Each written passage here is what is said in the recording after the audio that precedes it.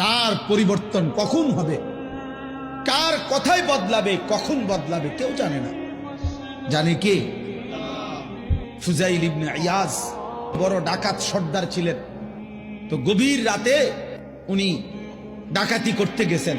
তো রাত্রিবেলা যখন গভীর রাতে এক বাড়িতে ডাকাতি করতে ঢুকছে, দরজার সামনে গিয়ে যখন দাঁড়াইছে তখন শুনতেছিল বাড়িওয়ালা ওই সময় আল্লাহর কোরআন পড়তেছে। উনি দরজায় দাঁড়াইয়া শুনতেছে যে বাড়িওয়ালা ভিতর থেকে আল্লাহর কোরআন পড়তেছে, আলাম ইয়ানি লিল্লাযীনা আমানু আন তাখশা কুলুবুহুম লিযিকরিল্লাহ। এই এক আয়াত ওনার কলিজা ছিদ্র করে ফেলছে। উনি পিছন দিকে ফিরে এসে আর চিৎকার করে দুই হাত তুলে বলছে, আয় রব, আয় মাওলা, সময় হলো, হয়েছে সময়, আমি আর এই নাফরমানির জিন্দেগি করব না, দিলাম ছাইরা।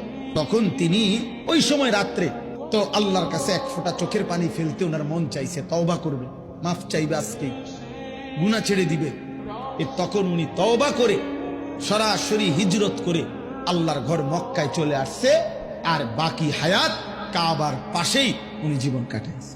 এরপরে উনি হইছেন সাইয়্যিদুল আউলিয়া, আউলিয়াদের সর্দার।